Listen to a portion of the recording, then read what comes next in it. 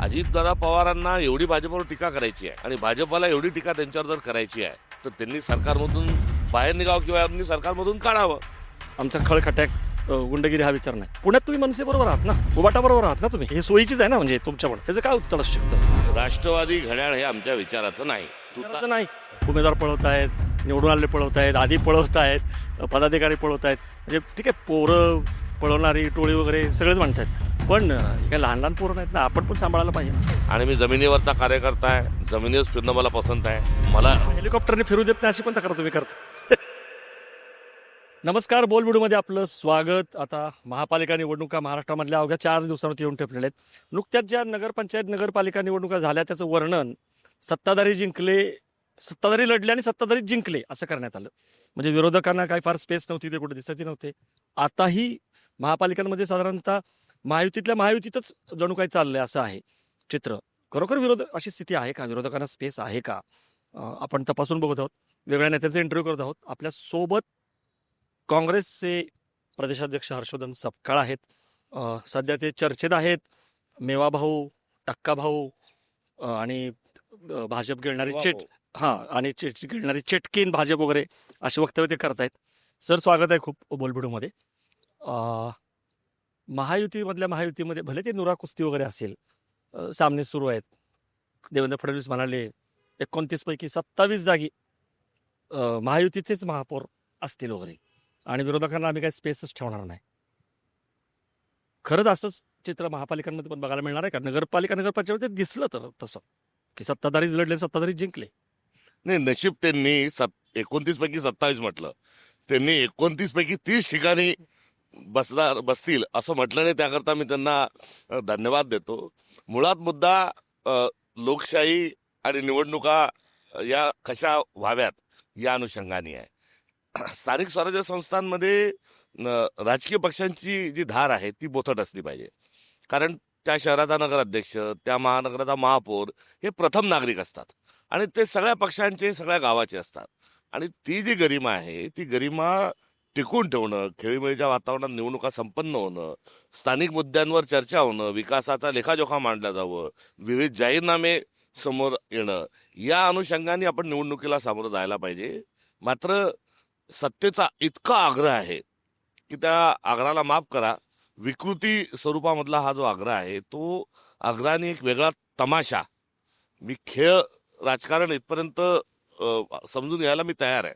वास्तविक पाहता ही प्रक्रिया आहे. लोकशाहीचा सण उत्सव म्हणजे निवडणुका आहेत. या सर्वांना खेळापर्यंतची जी सीमा होती ही आता लांघून फार पुढे जी आपण ही सगळी निवडणूक एकंदरीत नगरपालिका महानगरपालिका घेऊन आलोय, हे भयावह आहे. भय यासाठी की हे भय काही जीविताचं नाही, हे भय आहे लोकशाहीचं आणि आगामी भविष्याचं. आतापर्यंत नगरपालिका आणि महानगरपालिका जे निवडणुकीत 3 खून झालेले आहेत. कुठे चाललोय आपण? आणि या 3 खुनांच्या पार्श्वभूमीवर बीजेपी चालली MIM सोबत, शिवसेना चालली MIM सोबत, वेगवेगळ्या आघाड्या, युत्या, या सगळ्या ज्या आहेत, हे जे चाललंय हे केवळ राजकीय अहंकारापोटी आहे. आणि आपला जो मूळ प्रश्न आहे त्या प्रश्नाला ही नुरा कुस्ती आहे, हे जो आपण उल्लेख केला ते खरं आहे. कारण सरकार म्हणून 3 पक्ष आहेत आणि या 3 पक्षांनी सरकार म्हणून सामूहिक जबाबदारी त्यांची आहे. अजितदादा पवारांना एवढी भाजपवर टीका करायची आहे आणि भाजपला एवढी टीका त्यांच्यावर जर करायची आहे तर त्यांनी सरकारमधून बाहेर निघावं किंवा यांनी सरकारमधून काढावं.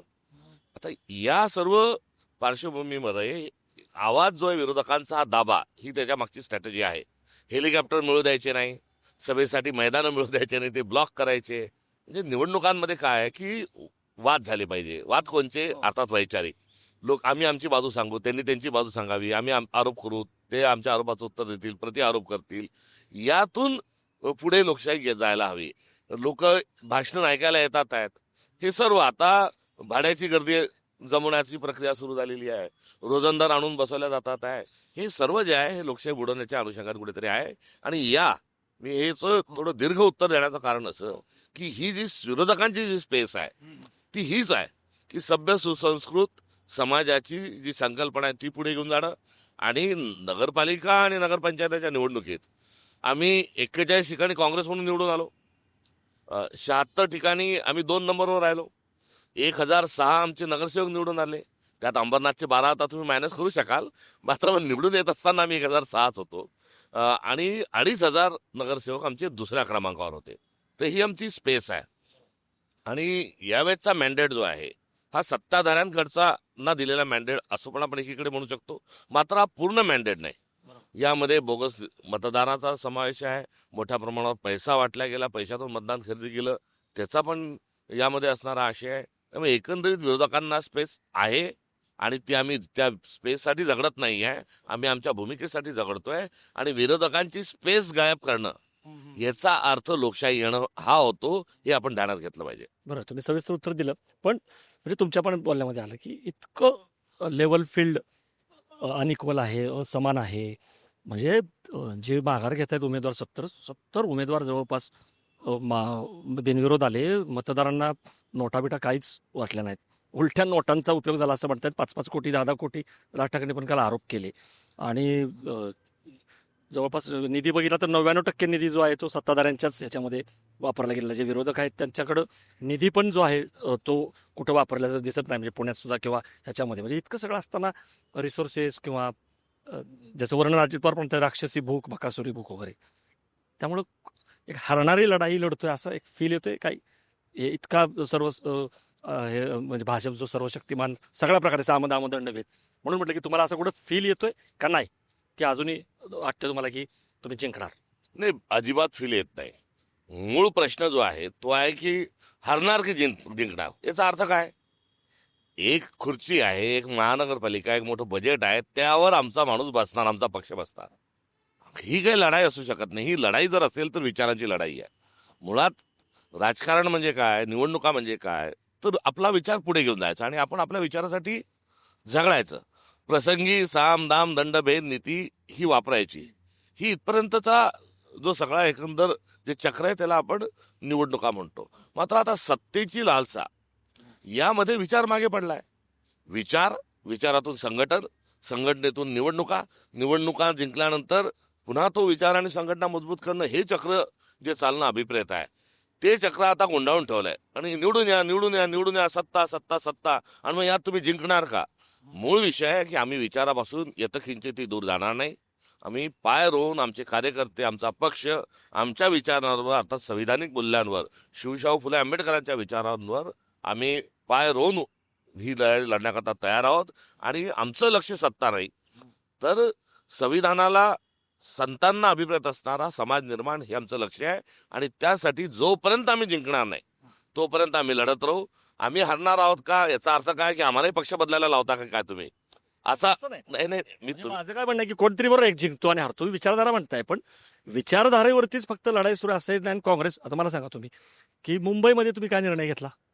मुंबईमध्ये आपण निर्णय घेतला की वंचित बरोबर आघाडी करण्याचा, आणि तिथं तुम्ही मनसे उबाठा यांना बाजूला ठेवलं. बिहारचं वगैरे उदाहरण देत तुम्ही राज ठाकरेंना, बरोबर तो विचार आहे ना तुमचा, म्हणजे की बाबा आमचा खळखट्याक गुंडगिरी हा विचार नाही. पुण्यात तुम्ही मनसे बरोबर आहात ना, उबाटा बरोबर आहात ना तुम्ही. त्यामुळं हे आहे कुठं, हे सोयीचीच आहे ना म्हणजे तुमच्या पण. ह्याचं काय उत्तर असू शकतं? मुंबईमध्ये लगतच तुम्ही तिकडं मनसे उबाटा बरोबर नाही आहात. पुण्यामध्ये तुम्ही, तुमच्या विचाराचं कोण आहे? राष्ट्रवादी आहे ना, राष्ट्रवादी आणि काँग्रेस, ते कुठं आहेत? नाही, राष्ट्रवादी घड्याळ हे आमच्या विचाराचं नाही. विचाराचं नाही. हो, राष्ट्रवादीचं घड्याळ चिन्ह अजित पवारचा जो पक्ष आहे. पवारांचं पण घेता पण शरद पवार, म्हणजे मला म्हणायचं की शरद पवार राष्ट्रवादी, ठीक आहे, शरद पवार तर मवियाचे शिल्पकार होते. आज आता पुण्यामध्ये तुम्ही, आणि जर शरद पवार विचारली असती तर जास्त फायदा झाला नसता आत्ता मनसे उबाटा. म्हणजे मला म्हणायचं की तुम्ही तिकडं मनसेला घेत नाही, इकडं तुम्ही विचारधारेची गोष्ट करताय, म्हणून म्हटलं मी. नाही, निश्चित विचारधारेच्या अनुषंगाने आम्ही आमच्या विचारावर ठाम आहोत. पुण्यामध्ये आम्ही मनसेच्या सोबत कुठल्याही प्रकारची युती केलेली नाही. युती केलेली नाही. शिवसेनेशी आमची जरूर या ठिकाणी युती ही आहे. आणि आमच्या सीट शेअरिंगमध्ये आमची सगळी जी चर्चा आहे ती तुतारीच्या सोबत पण आमची चर्चा झाली होती. आम्ही युबीटीच्या सोबत देखील चर्चा केली होती. या ठिकाणी सचिन आहेर साहेब जे आहेत त्यांचे आणि आमचे सतेज पाटील यांच्या अनुषंगाने झाली. ते वंचितच्या जाऊ शकतो का तोही प्रयत्न आमचा या ठिकाणी झाला. मात्र आम्ही मनसेचा जो विषय आहे, मुळात मुंबईत आम्ही मनसेसोबत नाही हे सत्य आहे, पण आम्ही मनसेसोबत नाही हे अर्ध सत्य आहे. आम्ही तिथे स्वबळावर आम्ही लढतोय, ही आमची असणारी भूमिका होती. यामध्ये वंचित बहुजन आघाडीने काँग्रेसच्या सोबत आम्ही आघाडी करू, इतर पक्ष जे त्या ठिकाणचे आहेत त्यांच्यासोबत करणार नाही. आणि पहिले ही निवडणूक स्वबळावर लढण्याचं आम्ही ठरवलं आणि नंतर आमचा वंचित हा पार्टनर झाला. त्यामुळे युबीटीच्या आणि पवार साहेबांसोबत जाणार नाही असं एकंदरीत मुंबईचं चित्र होतं. आता मूळ यातला जो आशय आहे तो हा आहे की आम्ही सरसकट कुठेही आम्ही वेगवेगळा म्हणजे स्वतंत्रच लढतोय असं नाही. मुंबईमध्ये आमची वेगळी भूमिका आहे आणि ती वेगळ्या भूमिकेचं कारण त्या वैचारिक वेगळता नाही, संघटनेचा निर्णय आहे की स्थानिक नेते आणि स्थानिक संघटन यांनी आघाडी आणि युतीच्या संदर्भात निर्णय घ्यावात. आता तो निर्णय घेत असताना नागपूरमध्ये आम्ही एकटे आहोत, चंद्रपूरमध्ये आम्ही एकटे आहोत, अमरावतीमध्ये आम्ही महाविकास आघाडी आहोत, अकोल्यामध्ये आम्ही अशाच प्रकारच्या याच्या प्रयोगाच्या अनुषंगाने आहोत, लातूरमध्ये आम्ही आणि वंचित सोबत आहोत, नांदेडमध्ये आम्ही आणि वंचित सोबत आहोत, तिथे उभट नाही. त्यामुळे स्थानिक स्वराज्य संस्थात इंडिया अलायन्स आणि समविचारी हा असणारा आमचा धागा आहे आणि तो धागा घेऊन आम्ही पुढे जातो. कार्यकर्त्यांची निवडणूक आहे त्यामुळे स्थानिक परिस्थिती बघून तुम्ही निर्णय घेतला. पण सुरुवात करू मुंबईपासून. मुंबईमध्ये खूप जणांना अजूनही असं वाटतंय, पण लार्जर पिक्चर बघता बरं झालं असतं तुम्ही गेला असता. वरुण सरदेसांशी आम्ही बोललो, ते म्हटले की काँग्रेस आणि वंचितमुळे आता जे उद्धव ठाकरेंना मुस्लिम मतं लोकसभेला विधानसभेला मिळत होती ती डिवाइड होतील ह्याच्यामध्ये. आणि असं म्हटलं होतं की वंचितनी परत काय केलं तुमच्याबरोबर. बघितलं आपण 21 उमेदवार होते, मग 16 कसे बसे दिलेच नाहीत, ते अजून कळलंच नाही. तुम्ही त्यांना जागा सोडल्या आणि ते उमेदवारच देऊ शकले नाहीत. हे खरंच असं निरागसपणे घडलंय का काय गेम प्लॅन आहे वगैरे. म्हणजे असं म्हणायचं होतं की आता काही जण म्हणतात की नाही गरज लागली तर मग आम्ही नंतर जाऊ मनसे उभाटा बरोबर वगैरे. त्यामुळं लार्जर पिक्चर बरोबर आहे की काही जणांना वाटत होतं एकनाथ शिंदे. असं नाही वाटत तुम्हाला की झालं असतं बरं झालं असतं? नाही, मूळ प्रश्न येतो की महानगरपालिकांच्या निवडणुका मात्र त्या करत असताना आम्हाला आमचा पक्ष बघावा लागणार आहे. आणि पक्ष जो आहे हा आमचा दिवसेंदिवस त्याची पिछेहाट का होते आहे याचं जेव्हा विश्लेषण आणि चिंतन केलं गेलं तिथे आपण आघाड्या करतो दरवेळेस. आणि आघाडी दरवेळेस करत करत जवळपास 99 पासून महाराष्ट्रामध्ये आघाडी ही आपली सुरूच आहे. आणि त्या आघाडीमुळे पक्षाची परिस्थिती ही बऱ्याच ठिकाणी बऱ्याच भूभागामध्ये ती अडचणीत आलेली आहे. आमचा सिम्बॉल पोहोचलेला नाही, आम्ही निवडणुका तिथे लढत नाही म्हणून आमचे कार्यकर्ते पदाधिकारी तिथे नाही. त्यामुळे हे जी एक असणारी प्रक्रिया कुठेतरी आपण आपला पक्ष उभा केला पाहिजे ही भूमिका ही कुठेतरी मुळाशी होती. या निवडणुका तर जरूर स्थानिक स्वराज्य संस्थांच्या महत्वाच्या आहेतच, मात्र 2029 साठी पक्ष तयार करणं किंबहुना भविष्यासाठी पक्ष तयार करणं हे देखील एक आमच्या समोरचं असणारं आव्हान होतं. त्यामुळे मतांची विभागणी वगैरे हा जो विषय आहे, आम्ही मतांची विभागणी न होऊ देता लोकसभा लढलो, आम्हाला यश आलं. आम्ही मतांची विभागणी न होऊ देता लढण्याचा प्रयत्न केला, मला विधानसभेमध्ये आम्हाला मोठ्या प्रमाणात आमची पिछेहाट झाली. त्यामुळे आमची वोट बँक ही त्यांच्याकडे जाते का त्यांची वोट बँक आमच्याकडे येते, हे वेगवेगळे जे बोललं जातं त्याला एकदा कुठेतरी तपासून बघण्याची संधी आहे. पण त्याच्यामध्ये जो निर्णय आहे तो असा म्हणजे कोण म्हणत होतं एकत्र जाऊ, कोण म्हणत होतं वेगळं जाऊ, वडेट्टीवार वेगळंच बोलत होते, तुम्हीच वेगळं बोलत होता, भाई जगताप वेगळंच बोलत होते, वर्षा गायकवाड वेगळं बोलत होत्या. एक वाक्यता नव्हती हे तरी, आणि निर्णय पण उशिरा झाला खूप. यामध्ये मला आपल्याला सांगत असताना समाधान वाटतंय की या महानगरपालिका आणि नगरपालिकांच्या पूर्ण निवडणुकीच्या कॅनव्हासवर काँग्रेसमधल्या अंतर्गत गटबाजी, नेत्यांचे परस्पर विरोधी वक्तव्य असं कुठेही झालेलं नाही. तिकीट वाटपाच्या संदर्भात देखील एका मताने निर्णय हे झालेले आहेत.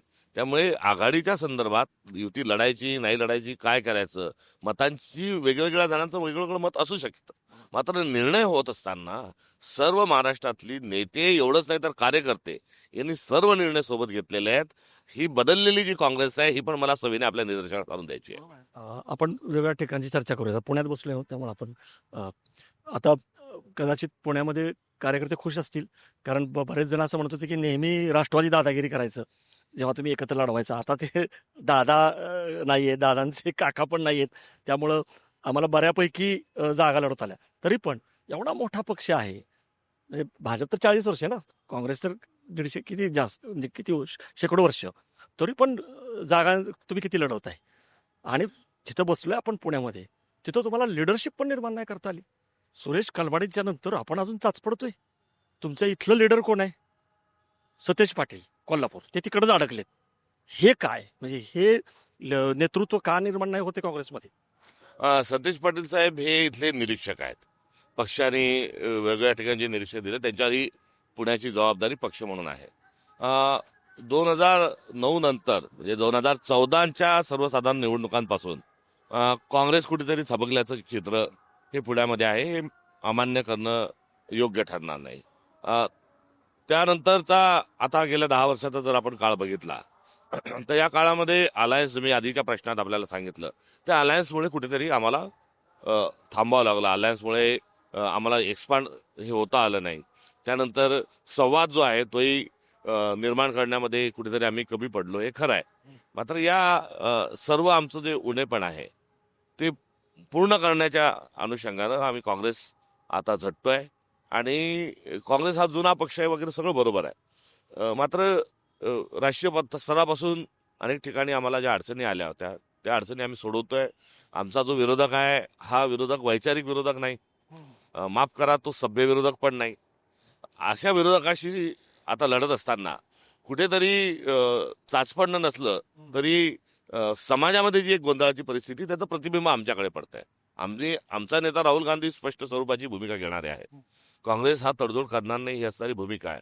आणि यातून अशा प्रकारचं एक जे वातावरण चित्र निर्माण झालेलं आहे ते लवकरच आम्ही ते दूर करू. दुसऱ्या तिसऱ्या फळीतील कार्यकर्ते जे आहेत या महानगरपालिका निवडणुकीत त्यांना एका झटक्यात पुढे आणण्याचं काम जे आम्ही काँग्रेसने पुण्यात केलं आहे आणि त्यातूनच खूप मोठ्या आशा आमच्या पल्लवीत झालेल्या आहेत. राहुल गांधीचा उल्लेख केला. असं नाही वाटत की ही जरी निवडणूक लोकल असली किंवा स्थानिक असली तरी मुंबई, एस्पेशली मुंबईची निवडणूक ह्याच्यावर अख्ख्या देशाचं लक्ष आहे. म्हणजे प्रतिष्ठा लागलेली आहे सगळ्यांची, म्हणजे आणि सातत्याने ते मोदी शहाणा मुंबई का पाहिजे वगैरे सगळं असताना अशा वेळेस अदानीचा पण मुद्दा आहे जो राहुल गांधी एकटेच जोराजोराने कन्सिस्टंटली मांडतायत. आणि जो यूथ आहे त्याला पण आकर्षित केलं पाहिजे. राहुल गांधी हे वेगवेगळ्या ठिकाणी संवाद करताना बघतायत.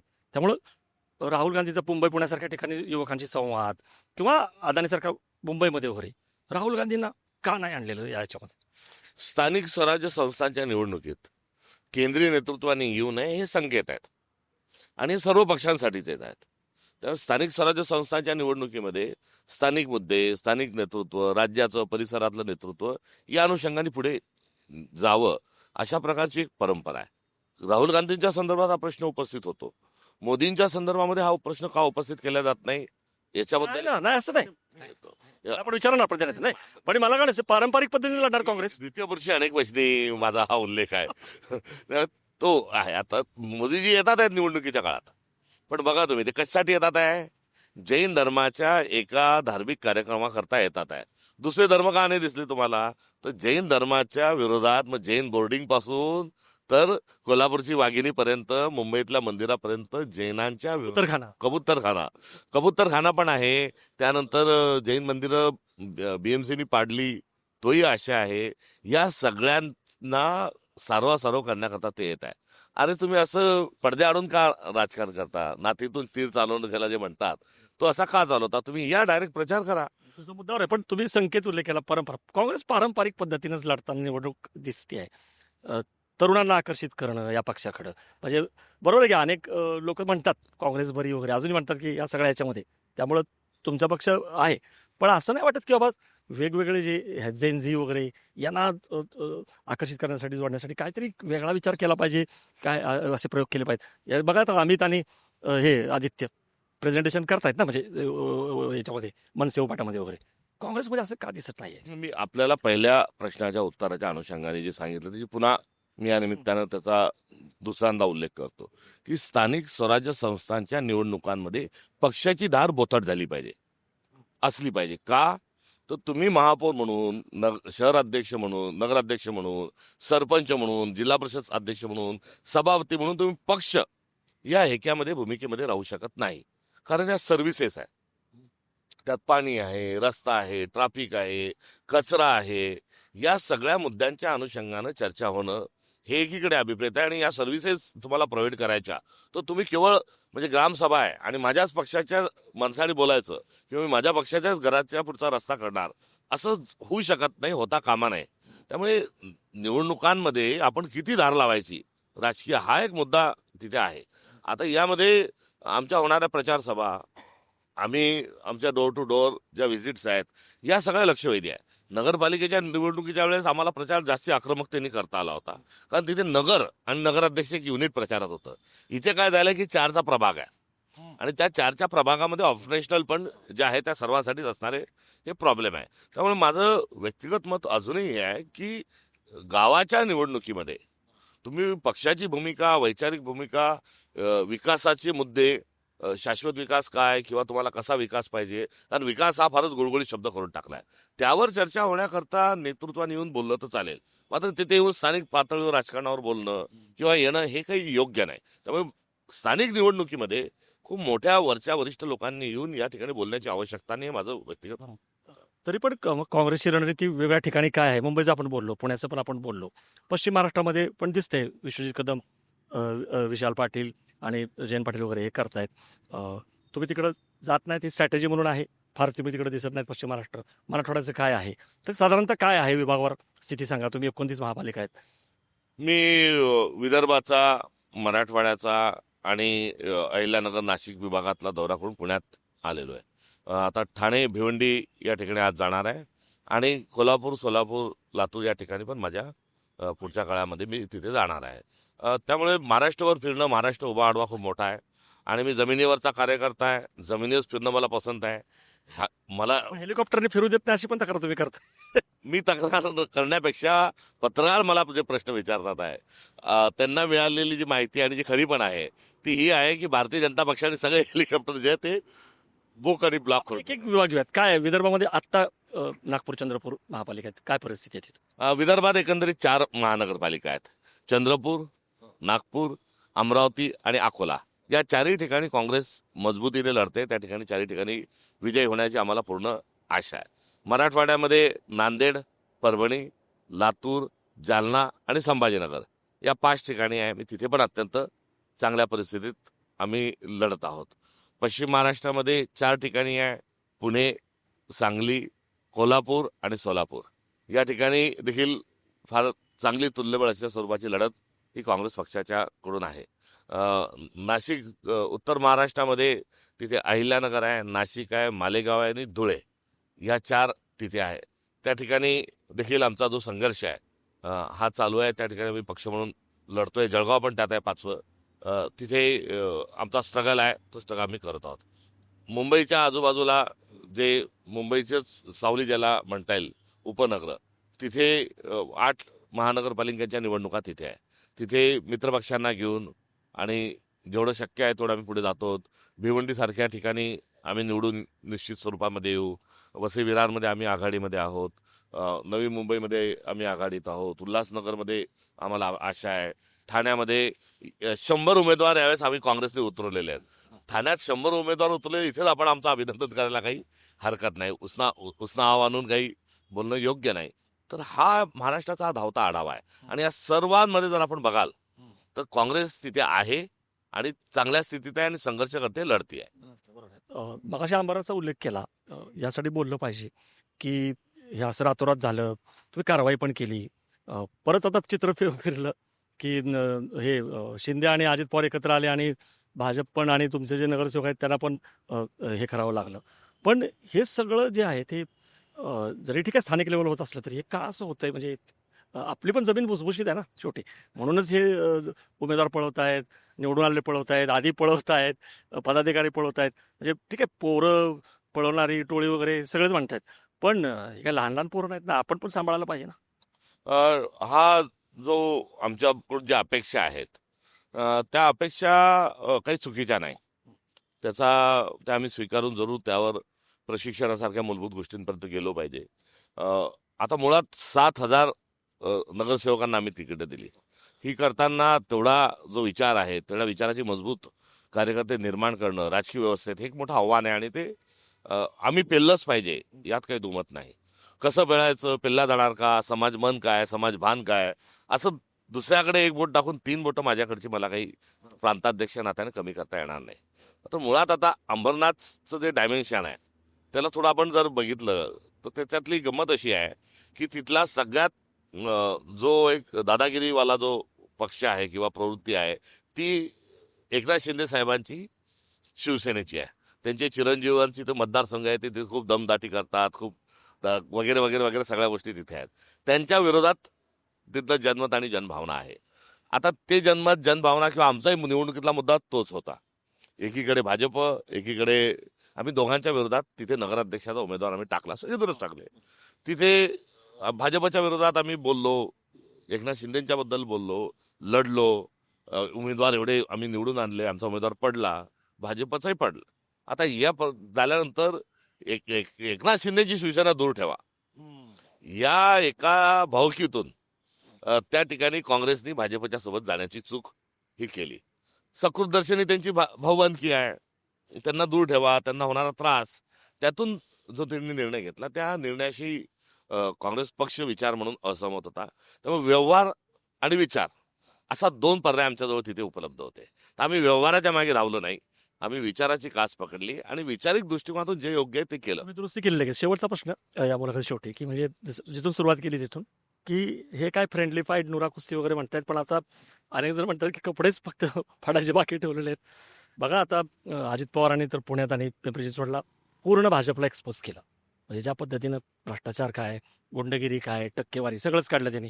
तिकडे प्रताप सरनाईक यांनी पालघरमध्ये कसं MIMचे वगैरे हे करतायत, किंवा तिथं नरेंद्र मेहतावरती एवढे गुन्हे आहेत वगैरे सगळं काढलं. गणेश नाईक शिंदेना म्हणतात की हे टाकापलटी वगैरे. म्हणजे मला वाटतं की हे ह्यांच्यामध्ये आहे.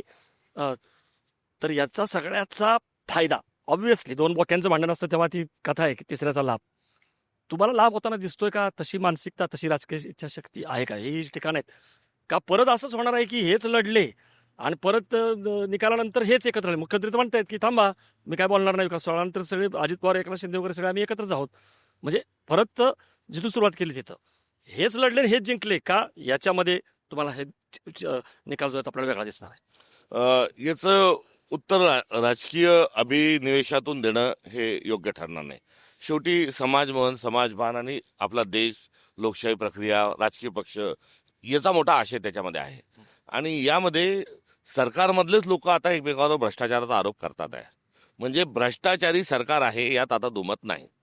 मग भाजप अजित पवारांवर करता, अजित पवार त्यांच्यावर करतायत. त्यामुळे हे सर्व भ्रष्ट आहेत हे या निवडणुकीच्या निमित्तानं अधोरेखित होत आहे. नंबर 1. नंबर 2, विजय विजय विजय, राजकीय पक्षांना तुम्ही विजय व्हा काही करून, हे जे प्रेशर आमच्या राजकीय पक्षावर वाढतंय, या प्रेशरची कॉस्ट वैचारिक बलिदान किंवा मूल्य, तत्व, विकास या गोष्टींवर आहे. विकासाला एवढा विकासचा जो हव्यास आहे, या हव्यासातून येणारे संसाधन कुठून आहे? तर गुंडागर्दीतून आहे, ड्रग्सच्या फॅक्टरीमधून आहे, त्यानंतर जमीन भूमाफियांच्या माध्यमातून आहे, शासकीय योजनातल्या भ्रष्टाचाराच्या अनुषंगाने आहे. हा एवढा पैसा येऊन आता जर ही सत्ता मिळवायची आहे तर सत्तेचं राजकारण आहे. तुम्ही काय सगळेजण समाजकारण करायला आलेले नाहीत. काँग्रेस सत्ता नकोय का? काँग्रेस सत्ता हवीच आहे ना. का सत्ता असतील तरच जे काय आपल्याला करायचं असतं, बदल ते घडवावे लागतात. म्हणजे याचा अर्थ तुम्ही या मार्गाने सत्ता मिळवा असं म्हणत नाही मी, पण एवढं तुम्ही का असं हे करताय? मी साधू संतांच्या किंवा आध्यात्मिक भावनेत बोलतच नाही, मी पॉलिटिकलीच बोलतोय. आणि हे पॉलिटिक्स महात्मा गांधींनी या देशात निर्माण करून एवढा बलाढ्य इंग्रजांना, भाजप त्यांच्या गिनतीत कुठेच नाही, खसगिनतीत आहे, त्यांना थांबवण्याचं काम ज्या तत्वज्ञानाने केलं. शिवाजी महाराजांनी जे मावळ्यांच्या सोबत घेऊन गेलं, मी त्यालाच पुढे ओढतोय. आता आपण जे सांगून सत्ता सत्ता सत्ता सांगताय, हे आजचं राजकीय चित्र खरं आहे. मात्र राहुल गांधींच्या नेतृत्वात आम्ही लढत असताना आम्ही वैचारिक लढाई लढली पाहिजे, ही आमची कटिबद्धता जी आहे ती अधोरेखित ठेवायची आहे. आणि या कटिबद्धतेमध्ये यथकिंचित तडजोड आम्ही करता कामा नये, ही असणारी आमची भूमिका आहे. नियतीला, काळाला, लोकांना जे मान्य आहे ते होईल. मात्र ही सत्ता सत्ता सत्ता सत्ता जे चाललंय, याचा शेवट जो आहे हा अराजकतेच्या दिशेने चाललाय. आपल्या बाजूचं नेपाळ, बांगलादेश, श्रीलंका, जगातही डझनभर जे देश आहे, ती जी अराजकता निर्माण झाली तशी या पाशवी जो संघर्ष जो चाललाय, सत्तेचा हव्यास जो चाललाय, त्यातून आपण तिथेच जाणार आहोत. आणि यामध्ये जी आयडिया ऑफ इंडिया आहे, यामध्ये सभ्यता जी आहे, संस्कृती आहे, ही मागे पडली आहे. आम्हाला सत्ता नाही मिळाली तरी चालेल, भारतीय जनता पक्ष आणि त्यांच्या मित्र पक्षाच्या मार्गातून आम्हाला सत्ता नको, ही काँग्रेसची आणि प्रदेश अध्यक्षांना आमची ठाम भूमिका आहे. खूप धन्यवाद. तुम्ही सगळ्या प्रश्नांची उत्तर दिली, तपशीलवार आपण मांडणी केली. त्यामुळं हर्षवर्धन सापकाळ म्हणतायत की आम्हाला अशी सत्ता नको आहे जी काय अभद्र, असभ्य युती आघाड्या होत आहेत किंवा या सगळ्या मार्गाने हव्यासाने एक वेळ सत्ता नाही मिळाली तरी चालेल, पण आयडिया ऑफ इंडिया जी आहे ती टिकली पाहिजे. त्यामुळे काँग्रेसचा जो विचार आहे त्याचं तो महत्त्वाचा आहे. व्यवहार आणि विचार याची जेव्हा वेळ येते तेव्हा आम्ही विचार निवडतोय. बघूयात हर्षवर्धन सपकाळ यांचा जो आशावाद आहे तो या निकालानंतर दिसतो का. नगरपंचायतमध्ये बऱ्यापैकी यश मिळालेलं आहे त्यांना या सगळ्या तुलनेमध्ये. ते कायम राहतंय का का परत एकदा आपण जसं म्हणतोय की सत्ताधारीच लढले सत्ताधारीच जिंकले असं काय होतंय का. पण खूप धन्यवाद. तुम्हाला काय वाटलं या चर्चेबद्दल, मुलाखतीबद्दल, हर्षवर्धन सपकाळ यांच्या मांडणीबद्दल? तुमच्या प्रतिक्रिया ज्या आहेत त्याही तुम्ही व्यक्त करा आणि बघत राहा बोलबिड.